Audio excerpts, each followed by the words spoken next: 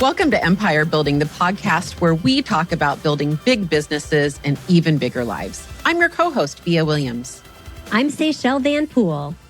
And I'm Wendy Papazan. Have you ever had a great idea that you put into action? I'm sure you guys have.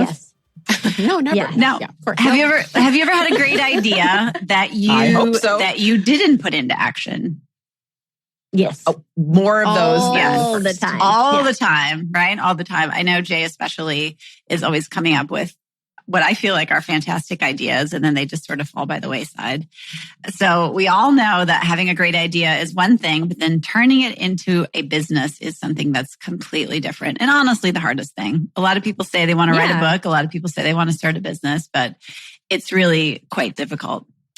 How many times have you seen those like inventions that come out and you're like, oh, I thought of that 10 years ago, you know, but then you didn't do anything about it. So somebody else has the patent. Or like Pet Rock, you know, that old business from like the 60s or whenever it was. Yeah. What a dumb idea. That was like a massive craze everywhere. Yeah.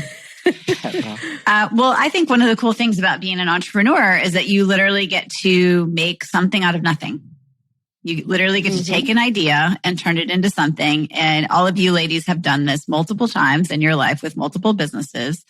And, you know, as you know, it's definitely hard.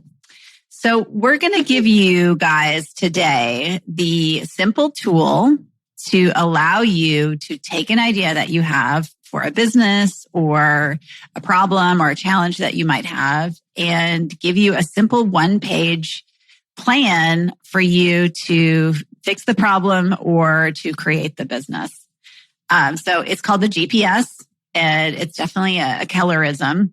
And, you know, the GPS really comes from the three parts of the plan, which is goals, priorities, and strategies. But I want you guys to think about it like you would a GPS in your car, which is a GPS in your car helps you get to where you want to go. And this GPS really does the same. It's navigation, right? Yeah, it's navigation. GPS is 100%. navigation. Yeah. 100%. It's street navigation. So, you know, we're going to give you guys a very simple 4-step plan for you to be able to put this together. So as you're crafting your GPS, right, we're talking about goals, priorities, and strategies. You know, we're going to walk you through that 4-step simple process to get what you want. And Wendy was so kind because she gave me the actual steps for you, so I don't not give them to you. You are welcome. So we don't have to make them up like we normally would. Like they're actually in writing. And I can't describe them without saying them, which is the best part. So step one. Oh, that's why. Yeah. So step one, identify your goal. Step 2 is going to be you're going to establish then your priorities that are going to roll up to your goal. Step 3 is going to be coming up with strategies to absolutely crush your goal. And step 4 is going to be, you guys, you got to get to work. Because if you don't do step 4, 1, 2, and 3 make no difference. So we're going to do all 4 of those today. And what do you think Via's going to hone in on? This is a quiz. What is Via going to say right now is we hone in on step 1. Like the broken record. Mo. Clarity. Broken record Via is going to just, we're just going to focus on step 1 a minute because this is the step, guys, identifying your goal. This is the step you want to spend the most time on. It's often the step that's the most arbitrary and kind of thrown out there. Example. I coach a lot of, in my world, I coach a lot of real estate agents and more often than not, in fact, almost all the time, I'm coaching a new agent or an agent getting established and I'll say, okay, well, what's your goal? I probably, I want to make 6 figures. I'm like, great. So your goal is to make $100,000 a year. That's great. Yeah, I want to make $100,000 a year. Perfect. And then here's where you start breaking down. And then they go, yeah. And they get excited, right? And then I'll say, okay, well, tell me where that's coming from. Is, you know, what is your monthly expense or what's your annual expenses? What are your savings goals? What are your investment goals? What are your wealth planning goals? Where is that 100K coming from? Silence. Like I virtually never get, you know, an answer on that. I'm like, okay, well, let's back out of it. And then we end up spending the whole coaching session on actually establishing like the clarity of what the goal should actually be. And I can't stress enough, nobody spends enough time on this step. And it can be painful if you're wired like us to just go like jump off the cliff and build the parachute on the way down. Like we don't want to spend that time, planning. But if we can spend the time up front, really getting clear on the outcome that we want from the goal and why, and attaching a why to it, the rest will become simpler and the rest is gravy. I love that so much, Via. And, the other thing I think a lot of people are guilty of, I have been guilty of in my past life as well, is I decide to take somebody else's goal as mine. And what happens is I'm like, well, so-and-so said they want to do blah, blah, blah. So I'll do that in $1, right? Or I'll do that because they said that's a good goal and I like what they're doing. So I want that goal too. And the problem with doing that is to Via's point, you don't have then clarity around what that means in your life. You don't have clarity around what that does for you. And you're comparing the outsides of the goal to the insides of what really matters. I love that. So you see so many people doing that time. Just like saying, I want to be number one. Okay. Well, why do you want to be number one? Yeah. I know so many people who are number one and they're not profitable. Not happy. Yeah. It becomes an undisciplined pursuit of more. Jim Collins, I quote him all the time. What happens is people, Wendy, you're so right. Like, I want to be number one. I want to make 100 grand, whatever the thing is. It's like, if you don't tie it, like, okay, why? Like what is that feeding? What is that funding? What great life is that, by design is that funding, right? If you don't do that, it's just all that is an undisciplined pursuit of more. And let me tell you, I have been guilty as charged. I mean, I am speaking from hands up. Years of that. Just like, I want more. I'm not content, Yes. Yep. So, Via, you're so right. We want to spend as much time as possible getting clarity around the goal. And sometimes that even goes back a step further, which is, we've talked about it before on a different episode on figuring out why you're on the planet. What's your mission? So understanding what's your mission, right? And then the goal can stack on top of it. And so I think the best way for us to figure out how to do a GPS is to do a real life example. The best way I think I learn is through stories. So I'd like for Via to be our guinea pig, if that's okay. Do it. Happy to be. Evil guinea pig, I guess. I know. That's our new hashtag, evil guinea pig. That's a good band name. That's actually our new band. That's a good one. I like that. Pitchfork, Coke. Or it could be Evil and the Guinea Pigs. Ooh, yeah, I like evil guinea pig better. I don't know who'd be our lead, but okay. But we digress. Anyway. Okay. So I would like to, since I know you're on a wealth building journey, Via, I would love to, so we're going to do something called goal setting to the now, which is the GPS is really a 1-year plan for something. But in order to understand your 1-year plan, sometimes you have to go out and know what your someday goal is. So I'd love to talk about I'd love to ask you, what's a someday wealth goal that you have? Yeah.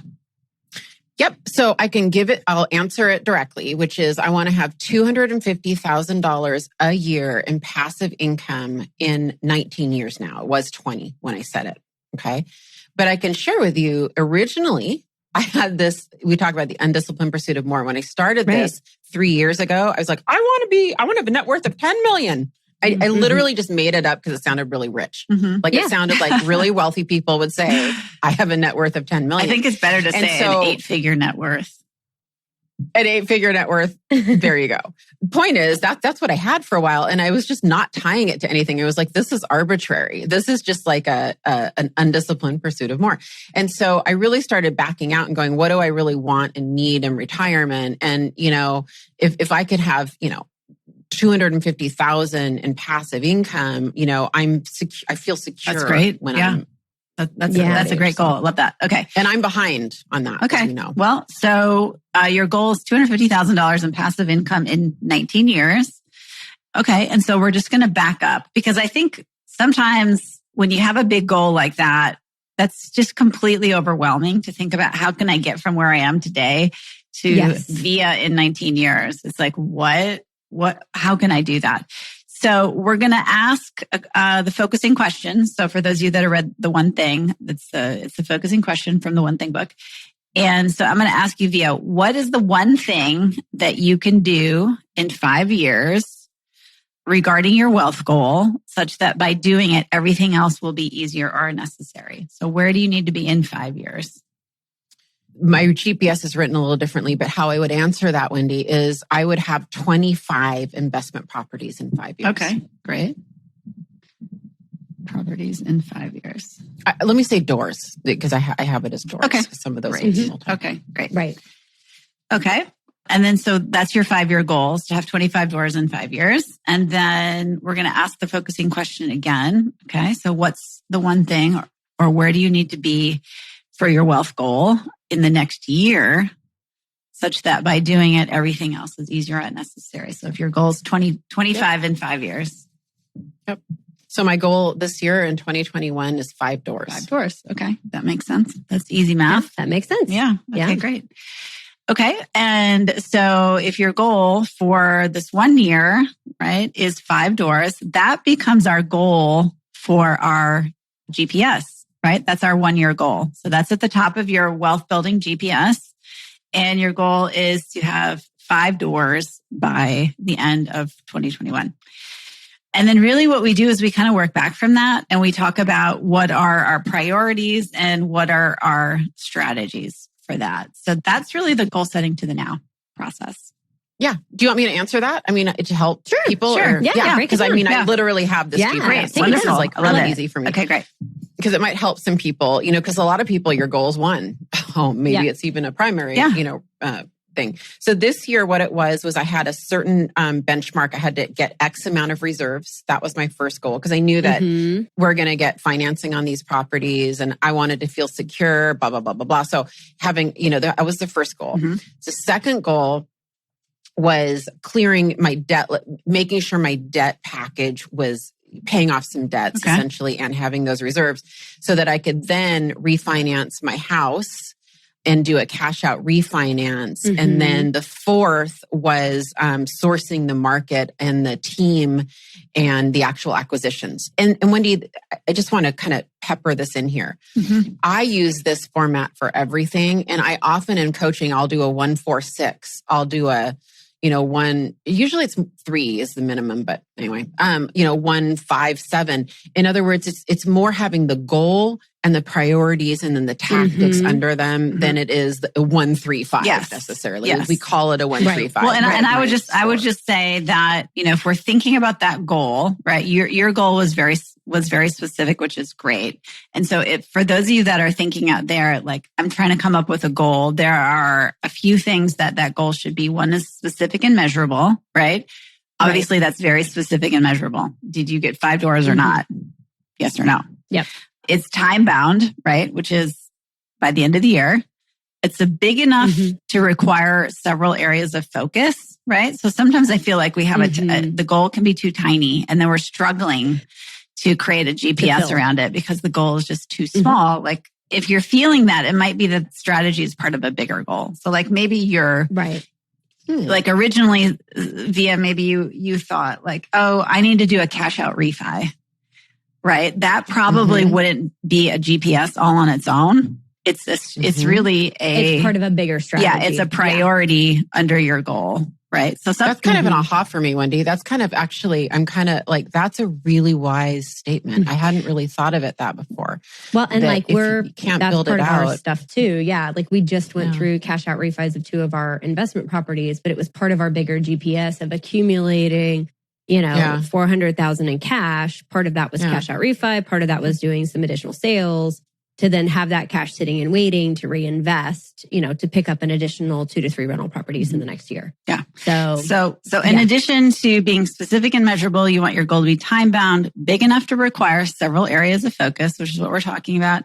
And then we also don't want it so big that it requires more than, like, you're talking about the 3 to 5 areas of focus, right? We're calling it 1 goal, 3 priorities, 5 strategies under there. But it could be 4 priorities. It could be 5 priorities. But if it gets to be where you've got like 7 priorities, it's really too much. It's really going to be too much to accomplish in a year. And so you maybe need multiple GPSs, right? Or something like that. I do agree with that. And when you're looking at your priorities, there's kind of a way to line them out that kind of helps you organize that. The first is, like we've been talking about this whole time, your priorities need to be specific and measurable.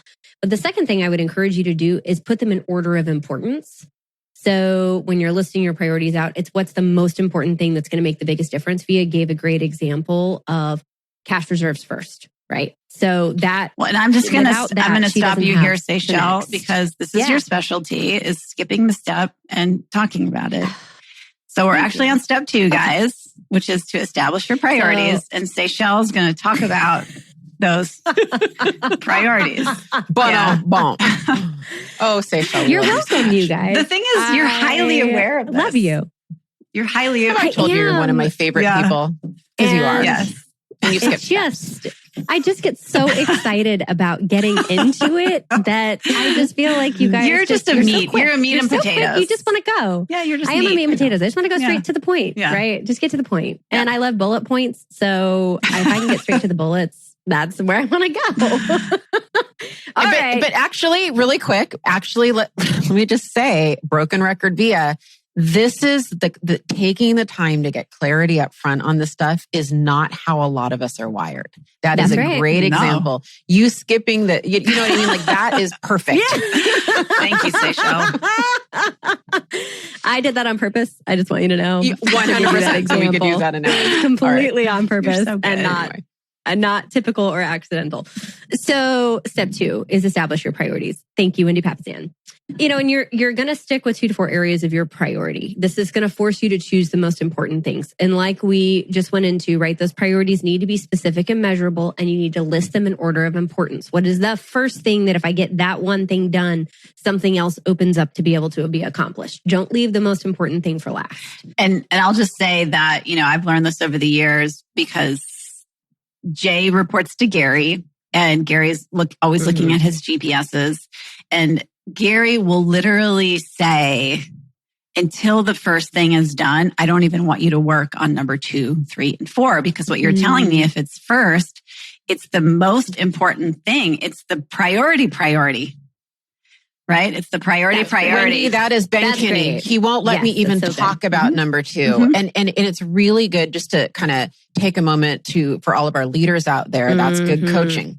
That is really good coaching. We have to rein our people in and remind them. And it's why it is so important to have a very clearly thought out goal that has kind of this link to a why or to a reason, because it's going to get monotonous sometimes. Like that's step 1 is often the hardest. Yeah, it's more fun to like scoot around and do different things and try different stuff. Yeah, well, that's the entrepreneurial spirit that we would rather, have our hands in lots of pots instead of really drill down and focus on one. And I would say, the other thing that we talked about was this business plan is going to be on one page, but just because it's on one page doesn't mean it's a really big business plan.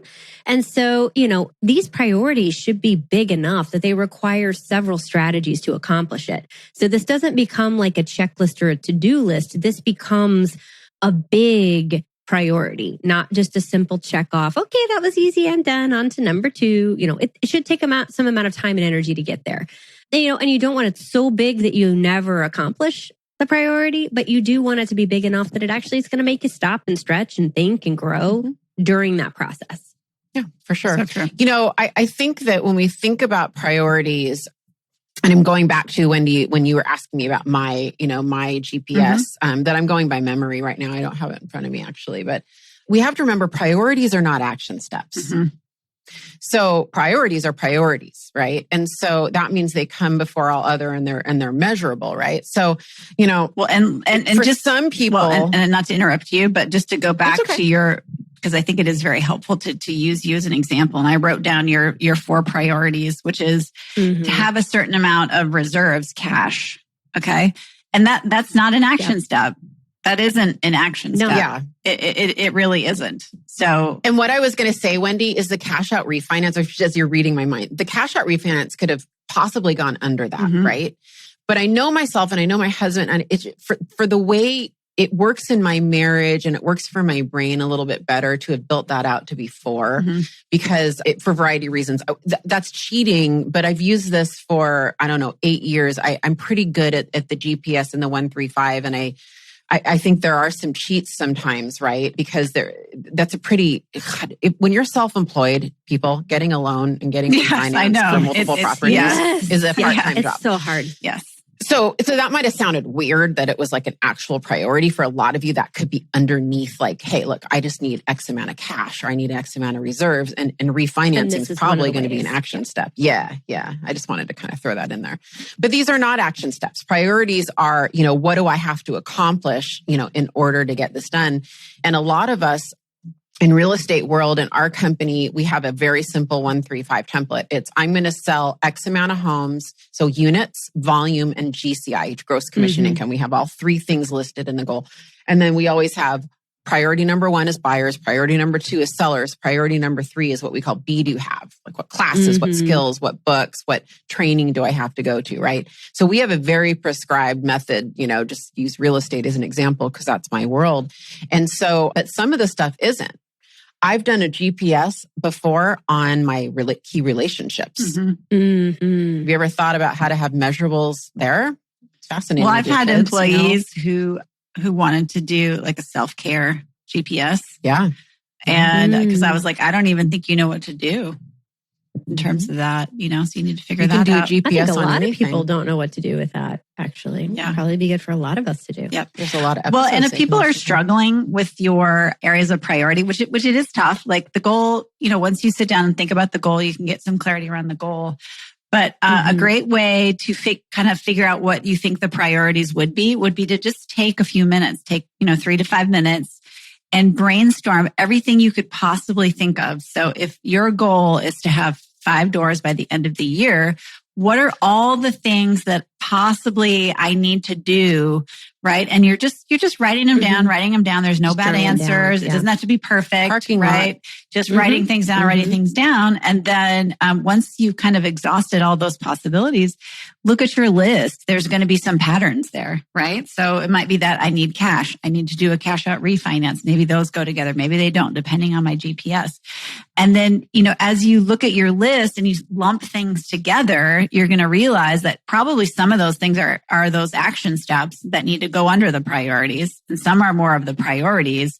And hopefully you're going to end up with that like 3 to 5 priorities, or sometimes it's 2 to 5 priorities. And again, if you've only got one priority, it's probably your goal's probably not big enough. And if you've got like 8 priorities, you probably need to break it up. So that just can be a good way because it's, perfection has ruined many a great businesses, Wendy, if you have 8 priorities, I would say, first of all, I want to go back. Coaching is really good. This is when coaching is good. When you're coming up with a GPS for, especially a big GPS, right? And that's what we're about here, living a big life. And so if you're coming up with a big GPS, coaching is good. It doesn't have to be a paid coach. It can be, a mentor or something. A friend. Yeah. But if you have 8 priorities, getting some coaching and spending some time on shifting some of those down into action steps, I think is probably all that's needed, for the most part. It's just kind of reworking, rethinking. It was really good to have someone to bounce this off on, I think. Yeah, I love that. Almost necessary. Yeah, which leads us to step 3, which is to come up with those action steps. We call them strategies, but I really like them. I like thinking about them as action steps because I think sometimes people confuse the word priority and strategy and which is which, but like action steps are really clear. Like, so that's why I like to call this the S steps. And if that catches on, you heard it here first. Cool. Then you get credit. It's like celebrity. That was mine. I know. It's so good. And Windemic. That was yours. I mean, Wendy the wordsmith. That was yours. Just Wendy the wordsmith. Oh, Windemic was mine. Yeah. But it totally is. But I mean, you started it. Credit. Yeah, you started it. It was a team effort. But the Wendy the wordsmith came up with the name. Yes. Well, and you coined Wendy the wordsmith. So there you go. Oh, well then maybe I'm your alternate. My backup wordsmith. Maybe I'm your backup wordsmith. Yeah, the backup wordsmith. Oh shit, I need a backup wordsmith. That doesn't have the same ring. We need to work. Who should I call? Work on the backup word name. Okay, anyway. action steps. Yes, back to I know. action In my steps mind, I'm wordsmithing the backsmith. I am too. I'm a really verbal. What other words? We digress. I know. All right. So we're coming up with action steps. That's step number 3. And again, we're going to have 3 to 6 of these for each of our priority. And these are the action steps you must take in order to accomplish your priority and achieve your goal. Mm-hmm. Some will be one-time activities and others are going to be things you do over and over and over again. So, yeah. The nice part is with the action steps, a lot of them have like a timetable to them. So it's like I will do this by when, whereas a priority may not have as big of a timetable. The action steps, a lot of times you can put on your calendar, you can actually put deadlines with those too. Well, and let's look at Via's first priority, which is to have X reserves in cash. Mm-hmm. What would one of your action steps be under that? Yeah. So, because I've done it. We're just, by the way, in real time as we record this episode, I think we've almost hit that. I will say, Wendy, I have simultaneously worked on the 4th step as well, because I had to do a lot of research and understanding of the acquisition. So that's been kind of happening in my spare time. But yeah, so we had to kind of figure out where that was going to come from. It got me super motivated to do a side hustle this year that I probably wouldn't have been motivated to do. And I had to kind of map out how many houses I needed to sell on top of my day job. I've been working 7 days a week for all year. Like it's been a crazy year. So that we had to map out how it was going to come. And then, knock over some other dominoes in order to do the refinance, which is why I kind of added that as a second priority. Arguable that could have gone, as an action. So do you have a separate bank account or anything like that you're saving in? So that might be a second action step. Open a separate bank account. Actually, I opened a Fidelity stock account, which is part of this GPS, because I thought, well, if I'm going to have money sitting in there a while, I might as well be making money on it. And you know what? I made $15,000 in the last 8 months just throwing my reserves in there. I know. Good job. Yeah. That's awesome. I'm just saying. It's kind of a little byproduct, kind of a fun byproduct. That's great. I love that. Yep. That's really cool. So, Seychelle, you were going to go over, I think, the strategies and, what we have to do to achieve the priorities.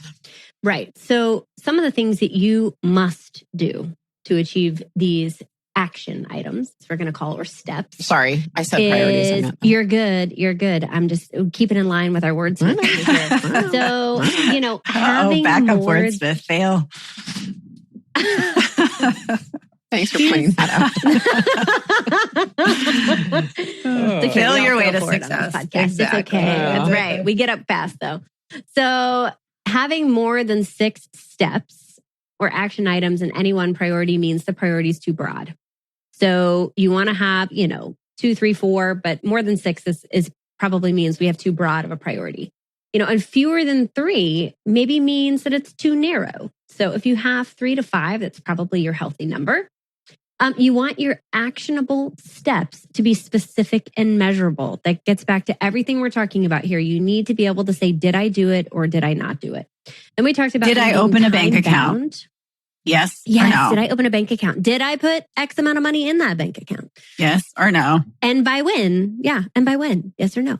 And so, one of the cool things you could hear with Via, even when she was talking about defining that number, was that really motivated her to have that side hustle. Yeah. And this year might have been the time-bound amount of time that she said, this year I'm putting words in her mouth, but this year I'm going to just kill it. I'm going to work my buns off and I am going to just get these cash reserves knocked out, right? And so she knows that when she hits that number, she might change the way that her time is allotted or structured because she has hit that goal in a specific amount of time or hit that action step in a specific amount of time.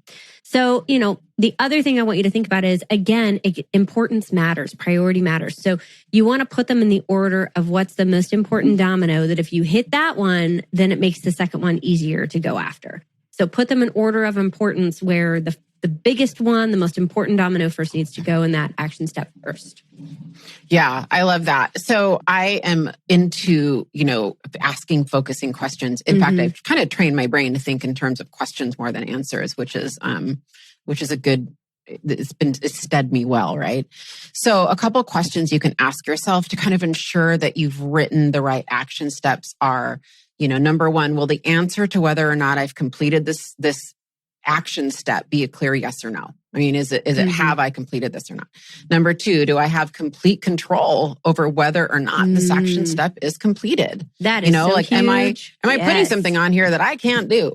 I can't control. Or I have to rely on somebody else to do it. Yeah, right. For sure. And if so, then we need to reword and we need to rethink like what our role is on that we can control, right? And then number three is, have identified, which you guys have both said, a timeline. Is there a clear, is there a number? Is there a timeline? Is there a deadline?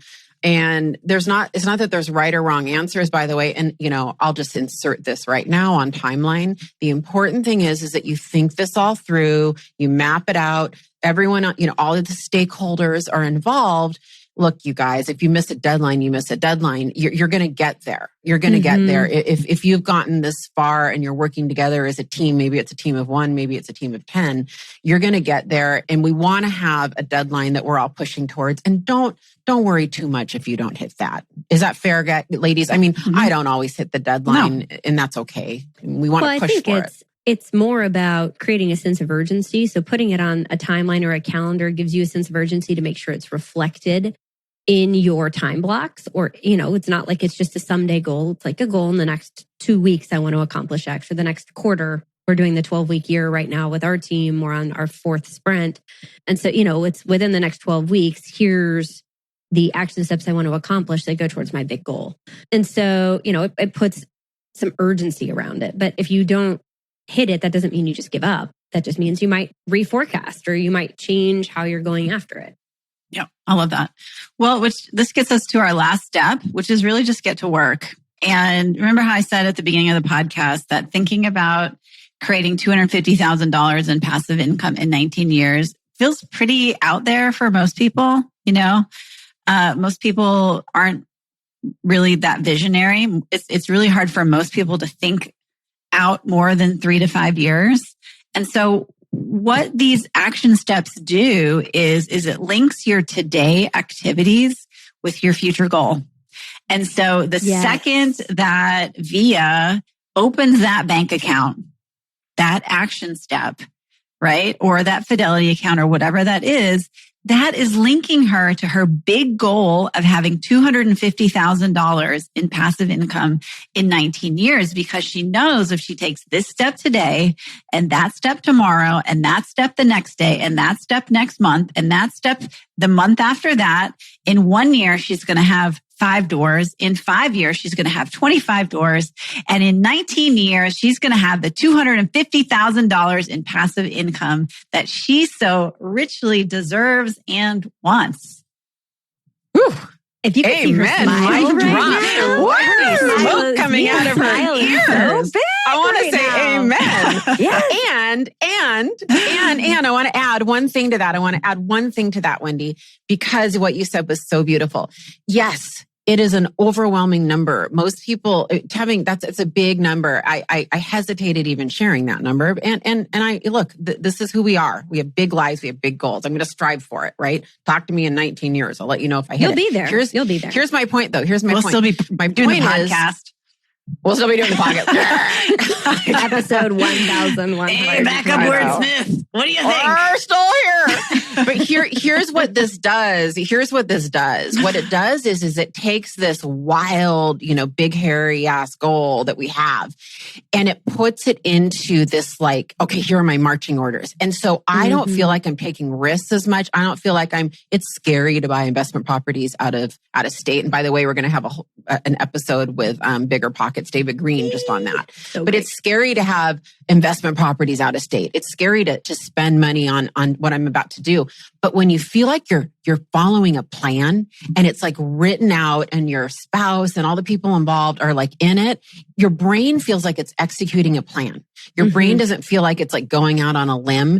I can't explain it, but that's how you get things done, is you put the clarity up front and doing everything we said, and then you follow the plan, and your brain's like, I'm just following a plan. I'm not risking any. I'm not doing this anything is logical. weird. I thought it through. It makes sense, right? That's how successful people get things done is they put a lot of upfront thought in the plan and the action steps, and then they follow.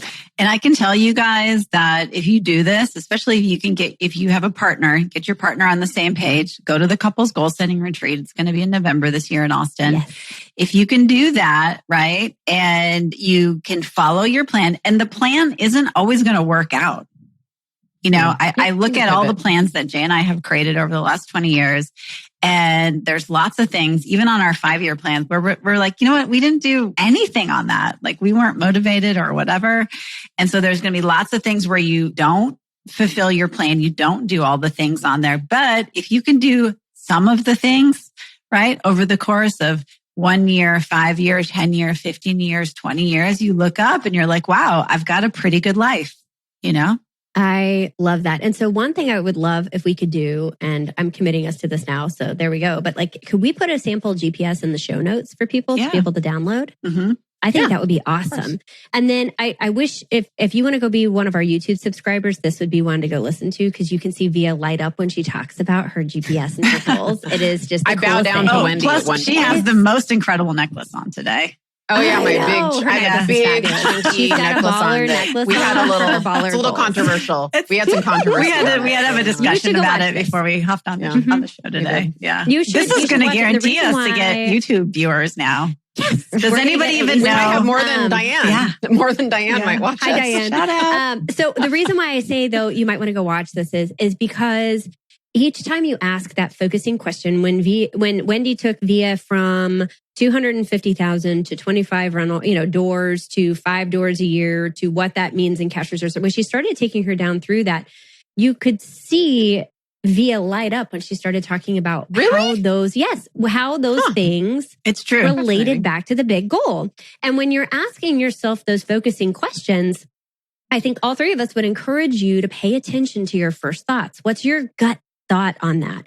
And don't be afraid of it, because it might feel big and scary on what that first answer is. But pay attention to those first 1 or 2 items that you write down that will be your answers to those focusing questions, because more than likely those are going to be the closest to your heart. So just listen to that, because I think that makes a big difference. So we're going to just really quick, we're going to wrap GPS, 1 goal, 3 priorities, and then 5 action steps. You can add a 5 sub under that, which I do a lot. 1, 3, 5, 5. Either way, it's all good, right? 4 steps, ladies. Number 1, identify your goal. Number 2, establish your priorities. Number 3, come up with the strategies, and we call them action steps to crush your goal. Number 4, get to work.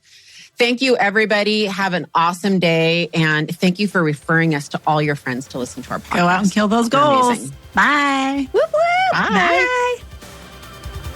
Thanks for listening to Empire Building. If you like what you heard, join our tribe by subscribing on your favorite podcast platform, and help us spread the word by leaving a 5-star rating and review. Until next time, wishing you a life worth living. And remember, you are an empire builder.